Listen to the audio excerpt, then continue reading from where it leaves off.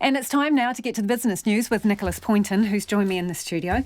Nicholas, the head of Kiwibank has weighed in on what the government should be doing to support the economy. And so what are the reckons then? So, Steve Yurkovich says the government should be looking to hand out direct grants to businesses that have been hammered by the pandemic. That's opposed to dishing out loans. So this is not the first time we've heard this. Plenty of small business advocacy groups have said the same thing.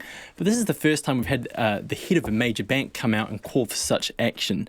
And Yurkovich, he does say that the fiscal and monetary response to date has been swift, it's been appropriate and welcomed by many, but he says there's been quite a tepid response to this government-backed loan scheme. He says that's probably because, he says it is because the application process and the conditions to apply have been really, really complicated. He also says that businesses at the moment lack confidence given the prevailing uncertainty that is in the economy at the moment. He says to take on debt, businesses need to have confidence. They need to be sure that they can service this debt in the future. And given this, businesses going into debt at the moment, it's not the best way, he says, for businesses to really improve their cash flow at the moment. His suggestion then is for direct grants to those struggling businesses. But he did have other ideas, such as big businesses stepping in to pay for the bills of smaller businesses. I'm not really sure how that would go down, but there have been plenty of big banks and financial firms coming out at the moment, these big PR campaigns saying that they're here to back small businesses at the moment. Makes me wonder if they would really put their money where their mouth is and do something like this. Did he give any indication of what sort of sums he was talking about in terms of direct support? I don't have that detail in front of me, unfortunately.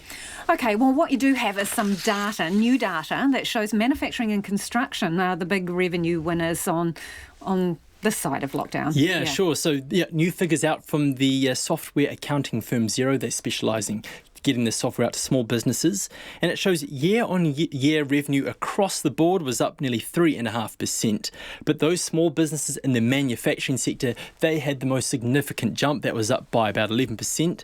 Similarly, construction and retail trade, that was up by about 8%. And what is absolutely key here is what this means for job creation.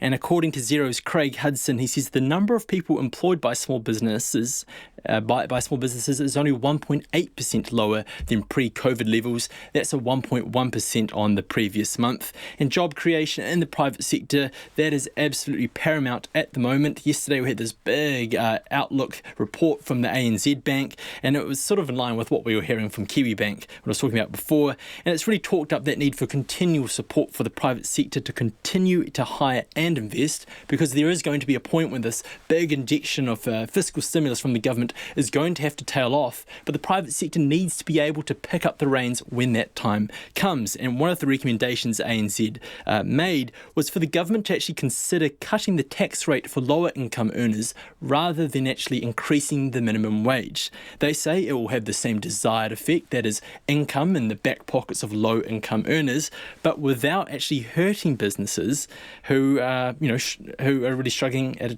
during a time like this. So the government would carry the can for that and a loss of revenue versus a business having to up their wage bill. And I guess what the bank is saying is, in 2022, when it's picking for that recovery to really take hold, that the private sector would be well poised in a situation like this, to use the term they were saying, take the reins at that point.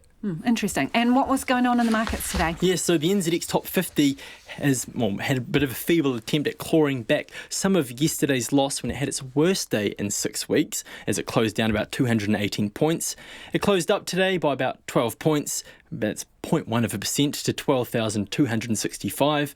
Our dollar is currently buying 67 US cents, 93.8 Australian and 51.4 British pence. Got a gold number for me? No, I won't talk about gold until you've gone cold on the gold. Well, we're going cold on gold. I'll talk about it next when there's something interesting to say. Thanks, Nicholas. Nicholas Poynton with our business news there.